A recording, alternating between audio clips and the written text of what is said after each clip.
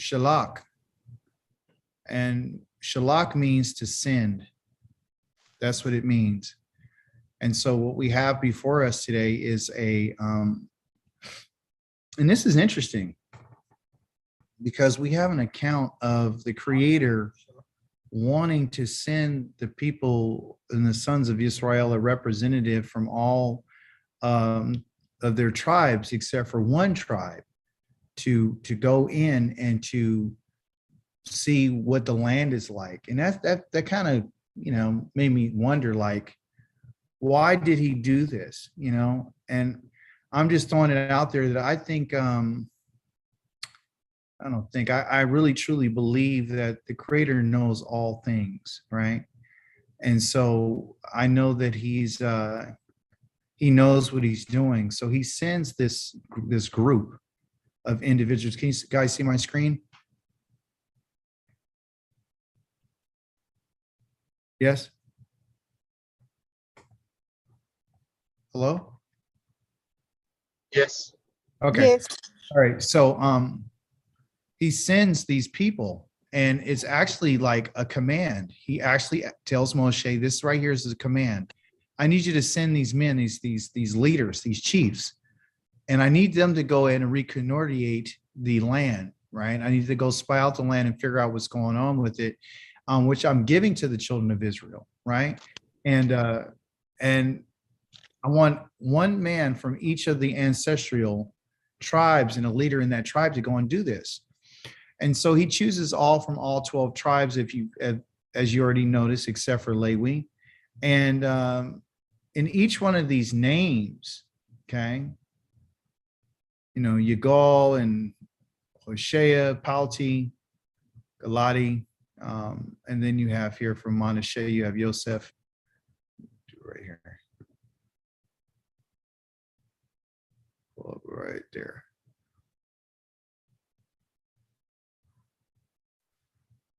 What's significant about these names, okay, is their meanings. In the Hebrew, again, the word for name is called shame. And your shame is your character. And your character is what they call the breath of you, okay? So whatever you're named, this is supposed to be how you live your life, okay? This is how your characters and how do you respond. So what I found to be interesting with the names of all of these leaders that they have, and these names are different than the ones that came and presented their offerings to the Most High. If you can go back and look at that, these are totally different people. So what I wanted to do tonight is kind of give you an idea of why these individuals are sent, okay? This guy's name is called Shamua, okay? Shamua, okay? And it means, what do you hear when I say Shamua? What does it sound like? Shamua. Sounds like Shema, okay? And it means to hear. Okay, that's what it means. That's what his name means. This next name right here, okay, Shaphat. Shaphat means the judge. Okay, that's what his name means, to judge. Okay, interesting, wouldn't you say? This guy here, Caleb, tell me what Caleb means, or would you guys remember his name means? He's known to be the what animal? What do they say that he's like? You guys know? A dog. That's what his name means, a dog. And you ask yourself, well, what is a dog? Why would somebody name their child after a dog? Got any ideas? What's the character of being like a dog? What's a dog like? Protector. Yes, I like that. A protector. Come on, somebody else.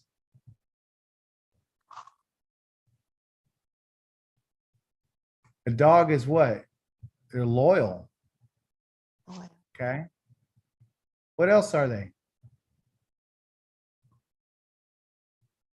Well, within them being a protector, they're vicious, right? And once they go after something, it's very difficult to get them to stop going after that thing. Okay. But there was something else about his name. His name is spelled like this: a Kaf, a Lamed, and a Bet. Okay. And it's called Kalev. Okay. Kalev. So Kalev in the Hebrew, this first part of his name right here, this little cough right here, means like.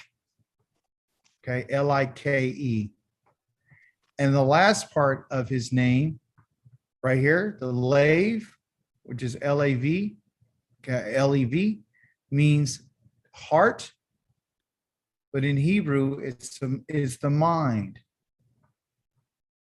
Okay, so he has a like mind. Okay, a mind that's a heart that's like a certain way. He's a little different than everyone else. Okay, and we notice this from our Torah portions, because this Torah portion so far has gone all the way down to them spying the land, and then finding out who's down with the mission and who's not. This guy's name means that the first part is the Yod and the last part is Gal. And this name means to redeem. Okay. So let me put it up here. The first one is to hear. The second one is judge. Okay. The third one is like the heart or like the mind. Okay.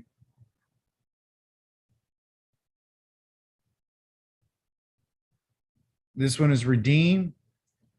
Hosea, what's his name mean? Take a guess. What's Hosea's name mean? You guys remember?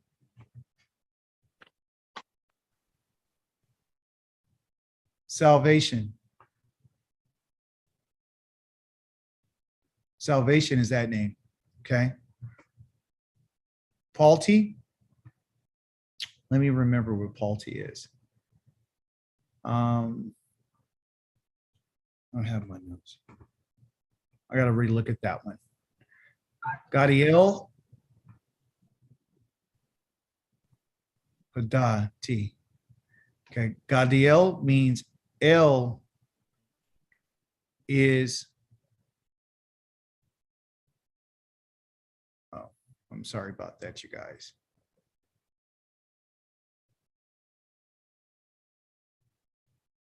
How's it supposed to be here? Let me see.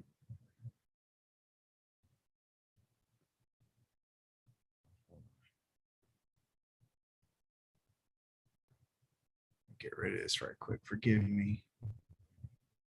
Wait for that to pop up. These things just pop up. Let me see. There you go. Share the screen.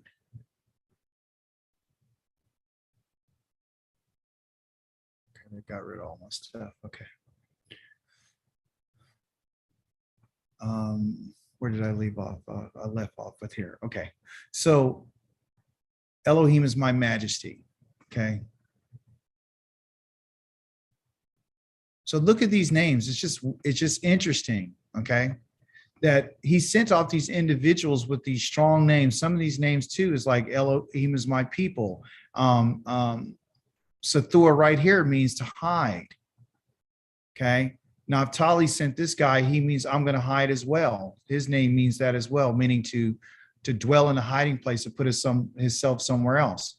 And so all these names that these individuals have are indicative of what their character is supposed to be like. And so when the Most High asked Moshe to send these people, these are the individuals that were sent, that were named to come to do this. Which two individuals came back with a good report versus a bad report that you remember? You gotta unmute, Mom.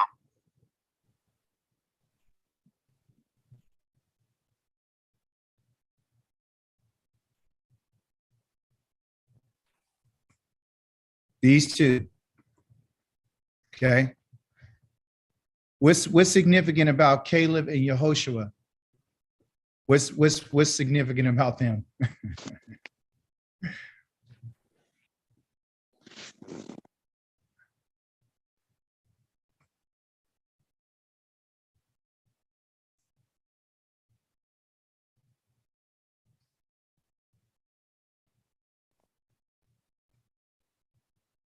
I'll tell you what it is.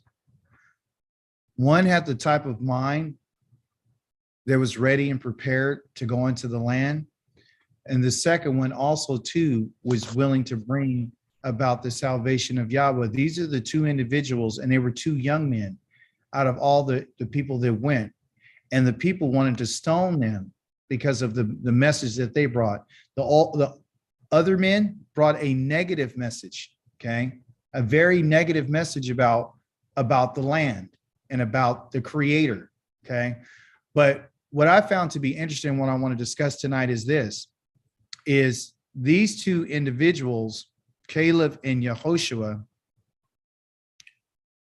they're coming from the two tribes. One is called Yehuda, and the other one is called Ephraim. Based on this alone, tells you something about what Yahweh's intention was for the house of Israel. Okay, he has two leaders here, and these are the two tribes that Yahweh chose to be the leaders within the nation. Right. So the first one that we have here that he mentions more, he mentioned Caleb more than he mentioned Yahushua, which is the tribe of Judah, which is part of what is that the northern or the southern kingdom? Southern. The southern kingdom. Okay. So the southern kingdom is being ran by Yehuda. Okay. And the northern kingdom is going to be ran when it was split by Ephraim. So right there, we can see that there was going to be a split and a division between the nation of Israel. And both of these individuals right here are the only ones who survived after this very tragic experience that they had, okay? What happened to all of these leaders who came back with a negative report? What happened to them? Besides Caleb and Joshua or Yahushua, what happened to them? They all died. They all died. Yah killed them that day. He plagued them that day, those leaders. He brought them before him and he killed them, okay, in front of all the people. What was it that, and the reason I'm asking these questions, because we're preparing to go through the rest of the week. When we get to the Shabbat, we'll be able to have a better understanding. So the first part of this is just to understand that I believe that it wasn't on accident that Yah sent these in particular individuals here, okay? There could have been, because remember, there's millions and millions of people that they could have chosen, right, to be these leaders, and they already had other leaders that came, but this is another subset of leaders that they sent to spy the land out. I asked myself the question, and maybe you guys can help me with this. Why did Yah choose only one individual from each one of those tribes? Why didn't he send two? Why didn't he send three? Why just one? He may want to see what these people were made of, if they want to come back with a true report and follow him.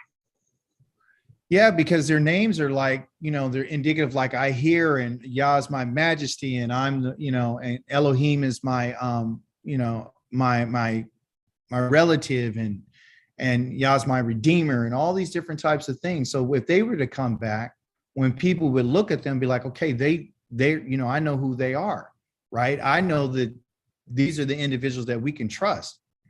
Yah punished the whole entire nation, everyone from 20 years old and up, because of them listening to these individuals. And he said that these people, you guys have done something to me 10 times. You've tested me 10 different times, and I'm not gonna have it. That's it. I raised my hand, and that's it. No one of you guys are going in. You're gonna die today. These people are dying today. And also too, we find that Yah says, you know what? I'm going to make a declaration that I raise my hand, you're not going in the land. We found that in our Torah portion. Okay. We also know that when they came back, they had, what did they have to as evidence of what they brought back to tell that the land was good or whether it was bad? What did they have to prove? Fruit from the land. They have fruit for the land. So the fruit itself, which was the grapes, the pomegranates, and the figs, okay, were evidence to the fact that the land was good. Okay. So the land was good, the land was fruitful, and the only opposition, because we talked about opposition last week, was the fact that they believed that the people there were stronger than them, and because of their stature and because of how many they were, and they were afraid of these individuals. Okay. The place in verse number 24, the name of the place where they got this fruit from is called Eshcol. And it has to do with a cluster. Okay. This cluster of grape was so big that they had to take a pole, okay, and put it on it and have two men carry it. So could you imagine with one cluster or those clusters of grapes weighed and how large it was for them to bring that back? So that's an indicator of how productive this land is. Okay. I want to talk more about the significance of that later on this week. It took them 40 days to do this. So they went to the mountains. They saw things there. They must have been some really good spies because they didn't get caught. No one, found out who they were. So how were they able to, assimilate into the people? What was their strategy? All these different types of those are questions. But we know one thing for sure, they did a really good job when they went in there spying, and they were gone for 40 days. Now, when they came back to this in particular place at the children of Israel and the community was located at, it's called Kadesh. Okay. That word Kadesh right there is what we will call a root word that has to do with our word that we always talk about, Kodesh. And Kodesh is set apart. Okay. So it's a set apart place. That's what this place is, Kadesh. And Paran means to beautify. Okay. It means to beautify. It also means to bring glory to oneself. Okay. I'm of the opinion, I believe that Yah knew that these people were going to do this. That's what I believe. I know it sounds like he sent them on a suicide mission, but look at all the different times that he wanted to destroy them and this was an opportunity. This is just my opinion, that this is an opportunity for Yahweh to really find out who's who, and if the people were going to want to go to the land or not. And so he chose these individuals and he allowed these individuals go, and they were picked. Okay. And they went back and they came back with this report, this evil report. That's what Yah accused them of saying this report that they have made is that what Yah has done, because Yah's the one who reconnoitated the land. Yah's the one who's been leading them this whole time. Okay. So I believe in this time when they're coming back, Yahweh wants to be glorified and he wants to be exalted. This is Yah's purpose, is always for us to exalt him. So, when someone has something to say.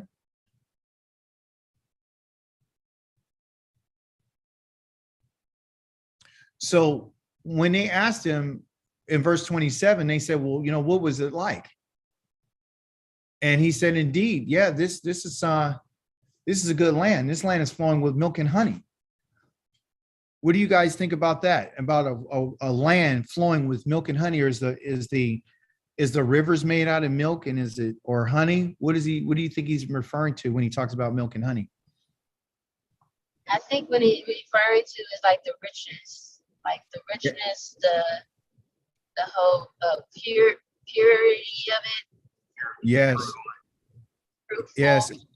Yeah, it's called the fatness of the land. So the milk talks about the land itself is able to handle the animals, and if it has animals and it has herds and flocks, then that's going to provide milk. That's going to do that, right? And that's how the animals get fattened up, is through the grain of the land. We also know that the honey has to do with, the pollination of the bees and how fruitful things are, because things are not fruitful when there's no pollination with the bees. And the bees kind of goes back to the word devar, which has to do with order, because they operate in a certain order. Okay. And it also talks about the honey that comes out of the dates, the date trees. Okay. So the dates, that the fruit that was of that land. So this was a very good land. And it was a land that was full of fatness. It was full of grain and all these sorts of things. So they had the evidence of those things. Okay. But what it was is that they did not want to face any opposition.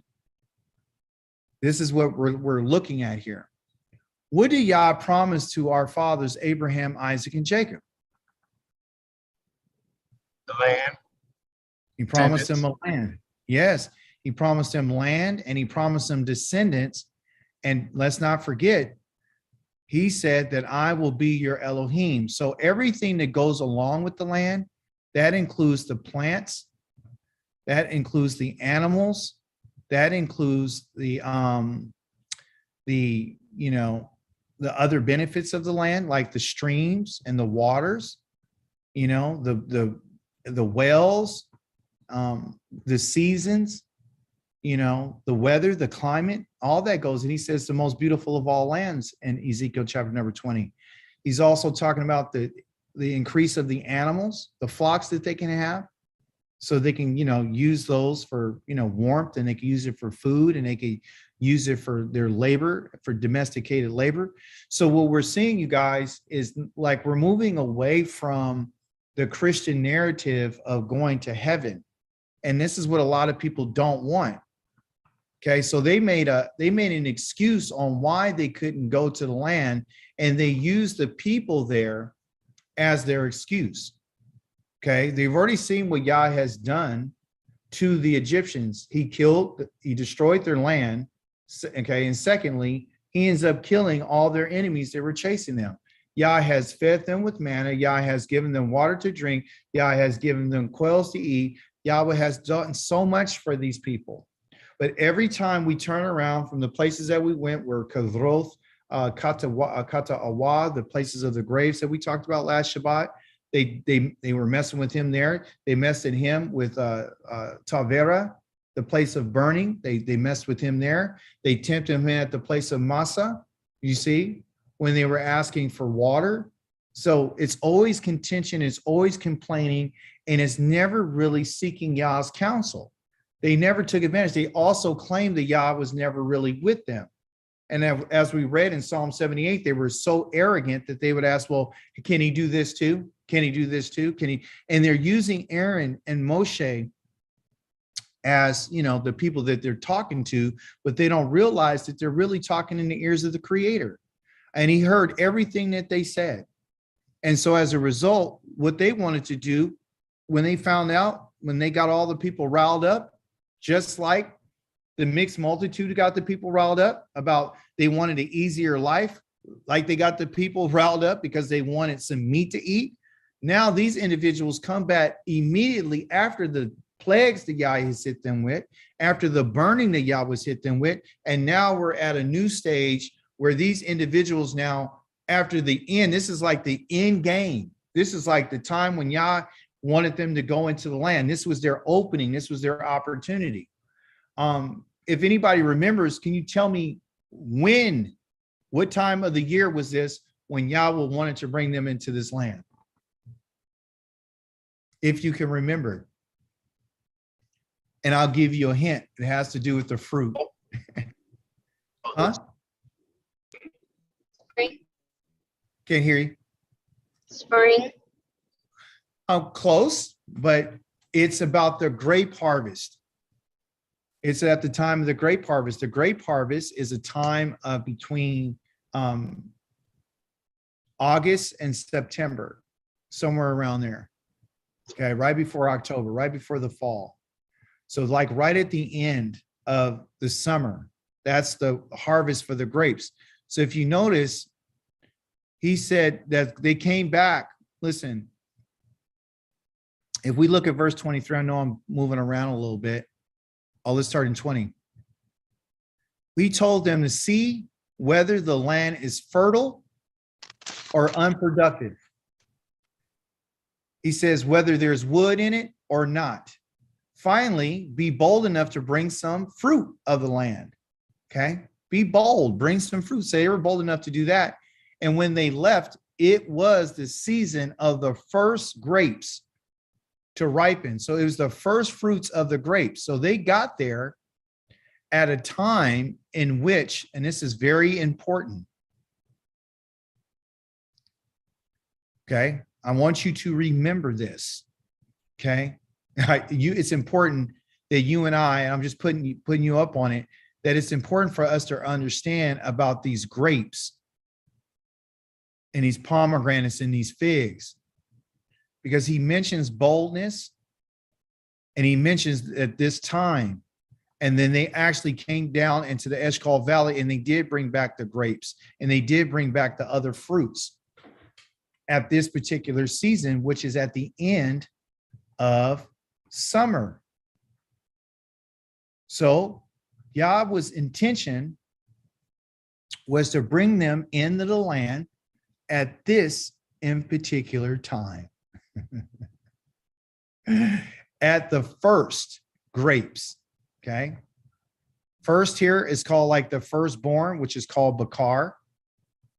And Bakar means to be chosen. Okay. To choose. That's what it means. Chosen. Bakar. Forgive my writing. That's what a firstborn is. A Bakar. B-A-C-H-A-R. Bakar. That's chosen. Okay. Yah chooses the firstborn of everything. The first of every harvest belongs to Yahweh. He sends them in there, okay, in the first grapes to be ripened. So at this time, we know that the people of that land were not there harvesting this, but this was the first. So Yah planned it for them to get there before anybody picked anything. Because if the people were picking, they would have never been able to be spies and they would have never been able to walk off what they walked off with. Okay. So this is important. This is something. Yah's not just telling us a story about grapes in a grapevine in the Eshcol Valley. He's not just telling us these stories. This is not on accident.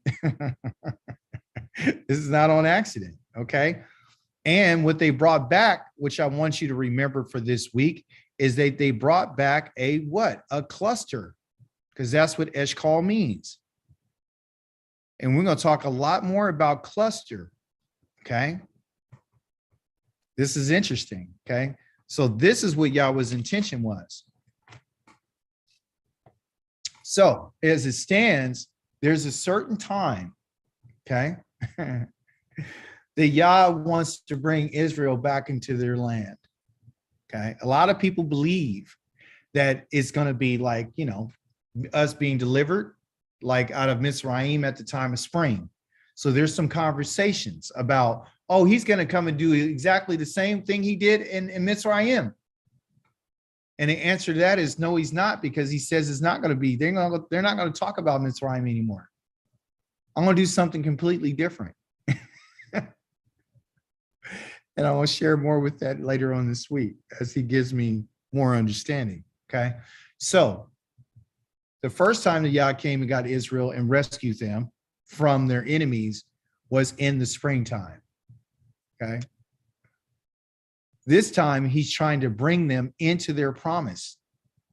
Okay. In the summer, at the end of summer, because it was that time for them to prove that they were ready to go in, just like these grapes. That's the reason everything with Yah has to do with timing, and it has to do with maturity. Okay.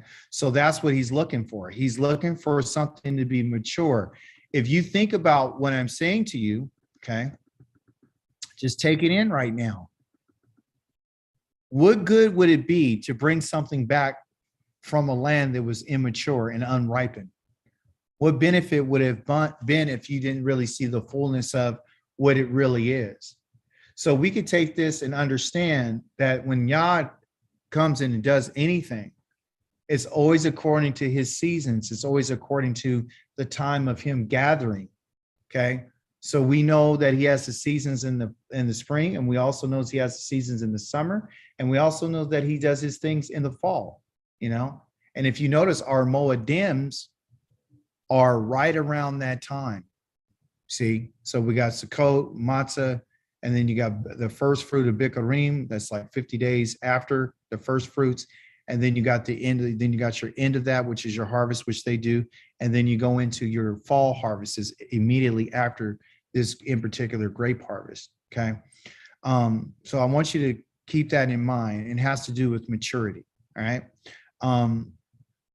And so they saw these things. And of course, when we talk about them saying right in 27 that, what they told him was, told who? Moshe. We entered the land where you sent us, and indeed it does flow with milk and honey. Here's its fruit. So again, that's the evidence to show that we saw it with our own eyes. We saw the maturity of it, and we know that everything there is good. But in the Hebrew, they use this word. I don't have it in front of me. It's called ephis, but this means they use the word however in English, but in Hebrew, this word has to do with cease, ceasing, like putting an end. Okay. They mean that what they were really saying is that even though this land has this fruit because the fruit is, attached to land, even though it has that, however, or ceasing, meaning that's it. They're saying that there's nothing else good about this land except for this fruit and except for the milk and the honey. That's what they were saying. That however there means to cease in their conversation. Like, yeah, here's the fruit, but that's to the extent of it. That's the end of it. It's like I'm talking to you, and I hope you can see me on the screen here. I come to this far and I get to my wrist, and because it's at the end of my bone, I say, okay, that's it. There's nothing else. I don't take you all the way down to the fingertip. Okay. So this Hebrew word has to do with making it coming to an end of something before it's finished. So they chopped off the conversation about how good the land was, and then they turned it and began to talk about the people. Now they're going to tell you all the bad things about the land. So they said the people that are living there, the inhabitants inside of this land, they're fierce. They're like, really tough cats. And they give examples of that. And they talk about the cities are fortified. Everything Moshe had asked them to check it out. So they came back with some information. So this is not where the condemnation comes. The condemnation did not come back for them saying this, that they're fierce and the cities are fortified, because this was the request that Moshe had asked them. When you get there, I need you to check the inhabitants. I need you to tell me if the cities they're camping. Okay, so this was a military, going back to what Yared is always talking about, Yah being our general. Okay. Yah sends in these scouts, okay, and they come back and they tell the king and they tell the general, all right, and they tell his commander that's in charge of them, yeah, these people are fierce and they're this and that, and that's all great. That's perfectly fine. I wanted to know who's in the land. Yah wanted them to know. See, their job was not to go and to make a decision about whether or not they were going to go in the land. That wasn't their job. Their job was to come back and just bring a report about the land, okay? And so what they've done is they said some good things about it, which was true, and brought the evidence of that, but they brought also some accusations about why they couldn't do it.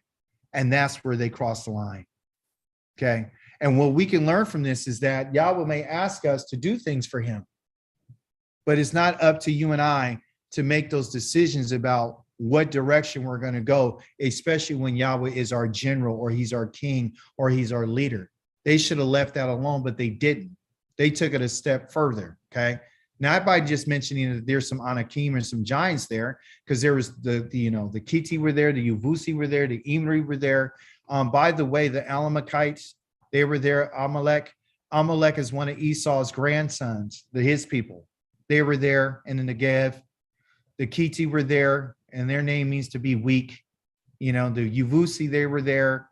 meaning, I believe, if I'm not mistaken, to be afraid. So these people could definitely be dealt with, and they were no match for Yah.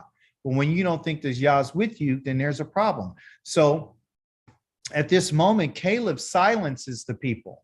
This young man silenced the people and the people around Moshe, and he said, look, we ought to go up immediately and take possession of it. That's that dog in him.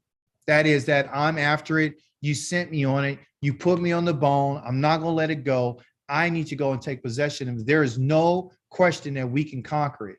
And it wasn't because he was thinking of his own strength. He was thinking about what Yahweh had said. And listen what it says in 31. But the men had gone with him, said, we can't attack those people because they're stronger than we are. This is where they made their mistake. This is where they made their mistake. Because when they said this not only in front of Moshe, not in front of Aharon, they said this in front of the whole entire congregation. And the people begin to murmur and begin to whisper and begin to talk about these things. And the room, all this started to start going like wildfire. Okay. And that's a problem, right? So now we see a breakdown, right? If this was communicated in private, it would have been different. Right? There would have probably just them probably getting killed and the people not being discouraged. But what you can also find too is that Israel has to be careful about who their leaders are. If we have people that are leaders that are over us, that are discouraging us, and the number one thing that people are discouraging us about today is this, and hear me well, they are trying to discourage us about the promise that Yahweh made to us and our ancestors about land and descendants and him being our Elohim. That's the number one thing they're discouraging us from. These people, like we mentioned, places out in Dimona, right? They had Ben Ami who took them out there and they said he's a savior, but yet everybody's suffering. So how is that possible? Is the nation gathered? No, they're happy. They're vegans and they're eating and they're drinking some juices. There are people, but I'm just telling the way it is. I'm not trying to talk bad about anybody, but the fact is that Israel consists of 12 tribes, okay? And not just a handful of people are going to go and have some success without the rest of Yah's community. So we know that Yah has not had his hand on there because they call this guy their spiritual father, and also too, they believe in the New Testament and they coronated him as a king and they set up their own priesthood. You can go verify what I say. And again, this is a complete violation of the Torah. That's what this is. So this discouragement that these people had, they spread this negative report about the land, okay? And that they spied out by saying the land we passed through in order to spy it out, the land devours its inhabitants. And that's not true. That was a false statement. And it was a defamation of Yahweh's character. Because then they made the people believe that Yahweh's whole intention was to bring them there to die. When the whole time, these individuals, the whole entire nation, except for a few, were always in opposition to what Yahweh wanted them to do. Always. They've always been against Yah. Yah's been testing them by not giving them food at certain times and putting meagerness into their souls. And guess what they turn around and do? They test Yahweh. So this is back and forth between them and Yah. And that's what it's always been. And that's the contention that we have today.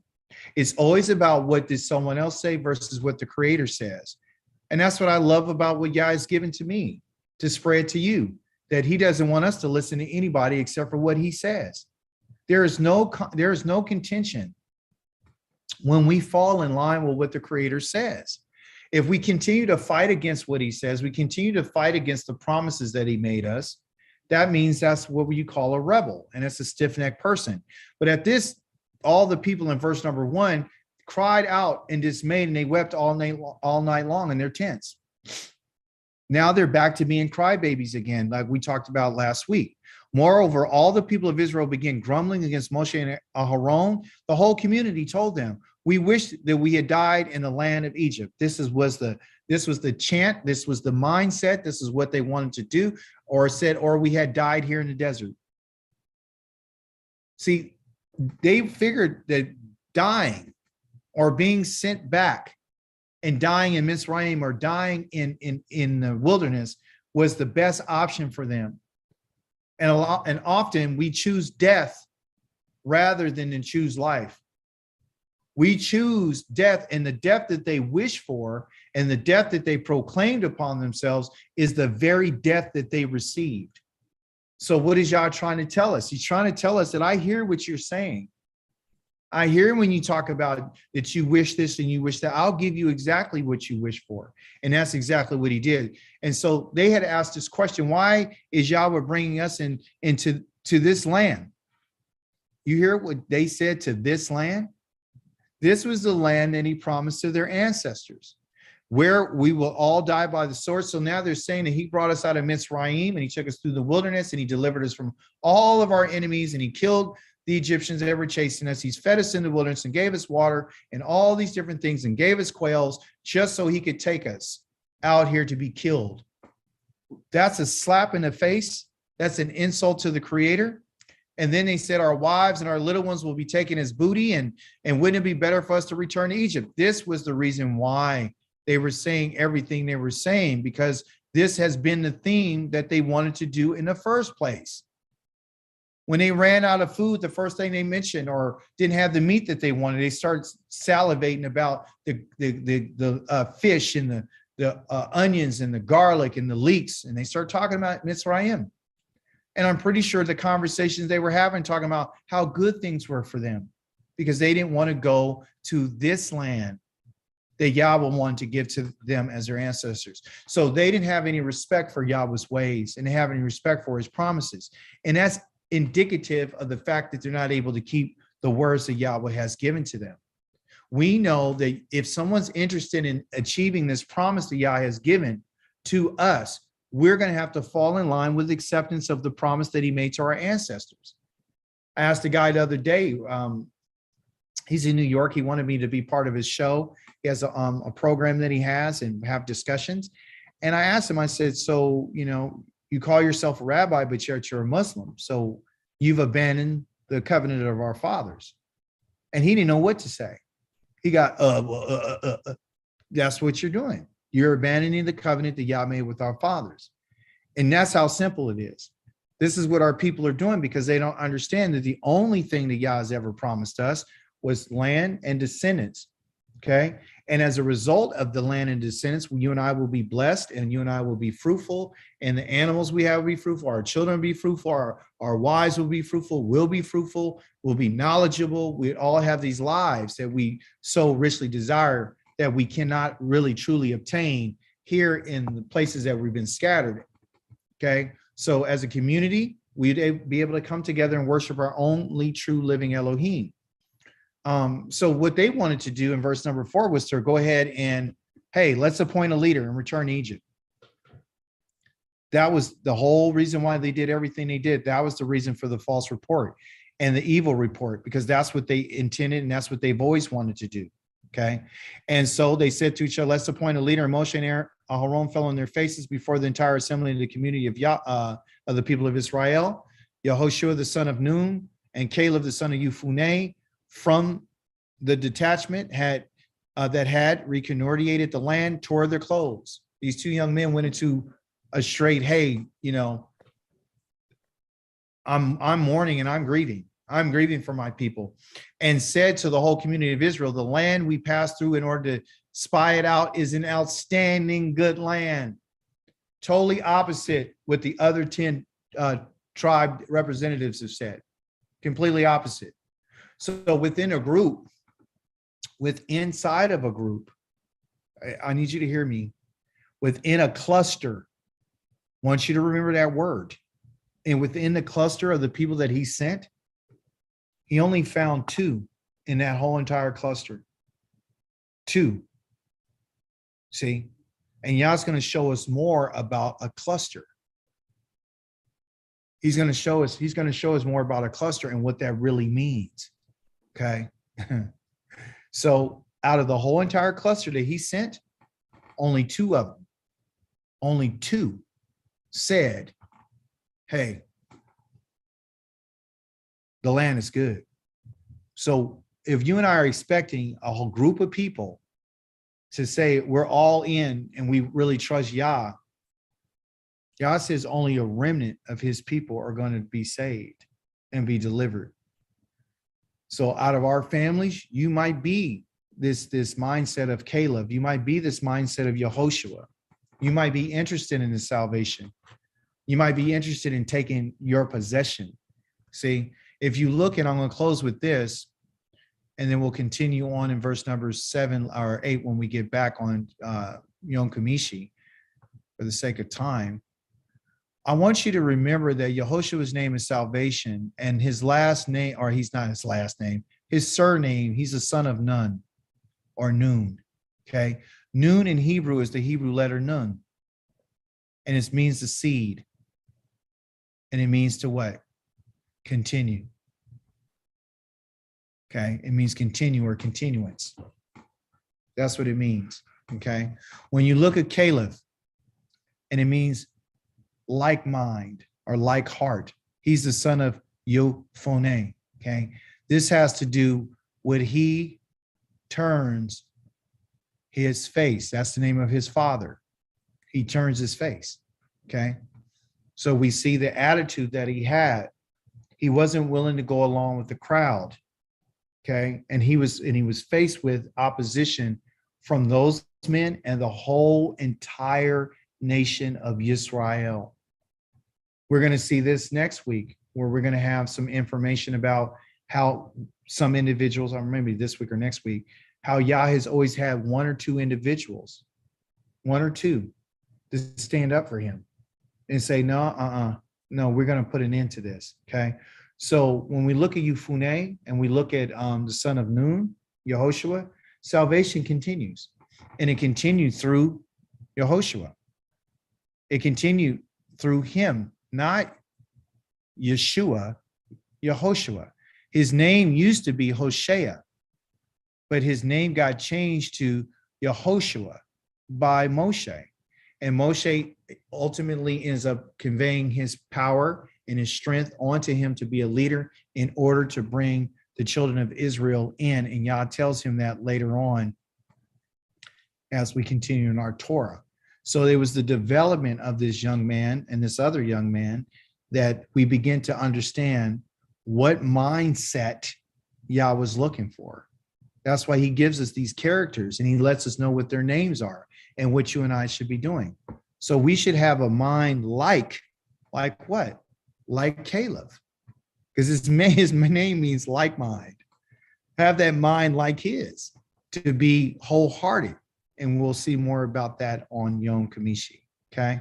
So we'll end right there tonight. And then we're going to pick it up on Yom Kamishi, and we're going to get a little bit more information. And we're going to talk a little bit more about what happened. And, you know the consequences, but we're going to break it down a little bit further. We're going to get into a little bit more Hebrew, where we're going to look at some things and, try to figure out, like, when we're walking on this path, like, why is Yah sharing this story with us? What's the significance of telling the sons and daughters of Israel this story? Okay, so far, we found out about that cluster. We found out about a timing on Yah's intention to bring his people into the land that he promised them at a specific time. And you and I both know that he says, I'm going to bring you back into the wilderness. I'm going to bring you back into the wilderness. Okay. But when Yah comes and gets us, okay, we are going to be at a point where it's time, the maturity for, listen, Yah's coming to get all of his people, as he stated. But within the harvest time, hear me, within the harvest time of gathering, remember, the concepts are agriculture. So Yah's gathering his people. So the first time he took us, the descendants of our fathers, and he scattered us like seed. He scattered it all over the world, the four corners of the world. Okay. And then over time, right, in his time, because remember, he's not stuck in time, but he has seasons to where he says, okay, I've had some different crops. I've seen it. This one's not good enough. I don't want this one. Then he goes to another cycle, and that's another generation. He brings us, and all of a sudden now, oh, look, I got Yared, I got Pam, I got that group. I like this. I like that. I like it. I like Dawid and them, because something about us is saying, I'm willing to yield to you so I could be fruitful. I want you to be my Elohim. I'm ready to go back, but you're not coming back when I want you to. You're coming back when the time is right. Yah says, I've picked the time and I picked the date when I'm going to come back. But often when Yah comes back and he decides to gather anybody, it's at a time where they're mature enough to be taken up out and uprooted out of the land there where they are, and then transplant them back into the land that he wants them to be in. You understand? Where we will grow and develop even more. So that's how we're supposed to look at the Torah. We have to look at the Torah as it being water, because that's what the Torah is. It shoots down in a direction, the Torah. And I think I've told you this before, but we'll always talk about it, how the rain shares the same root with Torah. Fear shares the same root with Torah. Teaching shares the same root, meaning to point in a direction. Rain falls down in a certain direction. The Torah is instructions. It goes down in a certain direction. When you're leading someone, you point them with the finger in a certain direction. When you fear Yahweh, right, and you're listening to him, you're being taught by him and you're being pushed in a certain direction. You understand? So when we think about the Torah, we have to think about it in agricultural terms. When he says you're a descendant, that word is seed. You're a zerah of your descendants. Okay. When he talks about the land, you are part of the Adamah. You're part of the land. You understand? When he talks about the Moedim, they're attached to the land. He talks about the covenant. It's attached to the land. So everything's attached to the land. Okay. We're also going to talk about what is in the land so you can understand what your promises are and how you and I are supposed to desire that. Not this other stuff that they got us on. This other stuff is nothing but to distract us. We're agricultural people. That's who we are. And that's why the mindset has to change. And it's kind of hard and it's difficult because we don't really know what that means. We can plant some stuff. I got some plants and some different things, got the tomatoes out and all that kind of stuff. I've seen your stuff, Yared. I've seen your mommy. She shows some stuff to everyone. So it's good that we're doing that, but I'm talking about a grand scale, like this is who we are. This is what we use our hands for. This is what we use our bodies for. This is what we eat and we consume. This is how we be very productive and how we live better and longer lives. And as a result of those things, we're able to lift up those things to Yahweh and say, thank you, Toda Rabbah. We'll have something to give him thanks for, besides our house and our car and our job and stuff like that. We're talking about the actual work of our hands and our own efforts that he mentions about the works of your hands and the efforts, everything that you have made an effort for. I need you to bring that to me. And then you bring me the first of that. And that's the cycle. So if we're not giving Yah the first of what we have, then that's an issue, because our desire should be to give Yah something out of our delay, out of our basket. That's our saul, our saul. A bucket was a delay. A saul, S-A-L, a saul. A saul is a basket. It's supposed to have peri in it, fruits. That's what Yah wants. And we've been told about this religious stuff that makes us think that he wants something else. And he doesn't want anything else. He wants the things that come out of this land. His land that he gave to our father, that he promised him. Come walk with me and let me show you something. So he left his land to go into the land that Yahweh wanted to give him. And as a result of him walking before Yahweh perfectly, Yah says, I'm going to give this land to you. And I'm going to give it to your descendants. And then when he had the descendants, he said, and he tells us, if your descendants do what I tell them to do, and they walk uprightly before me, I wouldn't withhold any good thing from your family. That's what this is about. And so that's what we're trying to figure out, so we can see where our ancestors dropped the ball. Any questions? Questions, contributions, comments? Any updates? Any news?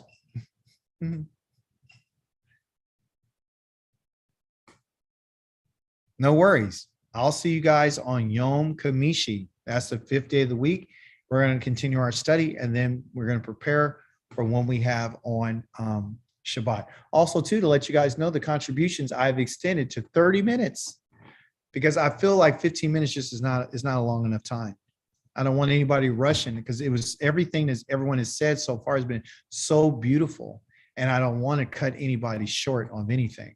So don't be mad at me, Yared, that you only got 15 minutes. Next time you get your full 30 minutes. Total robot. All right, Kavika. So you have your 30. You got your 30 piece. Okay. So you got your 30 piece. And we have another, oh, you guys heard that Conjure is going to be doing the week after. And so anyone else who wants to get on not the second week or the third week, I forgot what it is, but it's 3 Shabbats out. Not this one, not the next one, but we're looking for someone for the one after that. So if you have it, you feel it in your ruach, inside your spirit, in your mind, that you want to make a contribution. We all want to hear from you, and the Holy One of Israel wants to hear from you, so you can make a contribution to His people. Hallelujah. Hallelujah. Hallelujah. Lila Tov, everyone.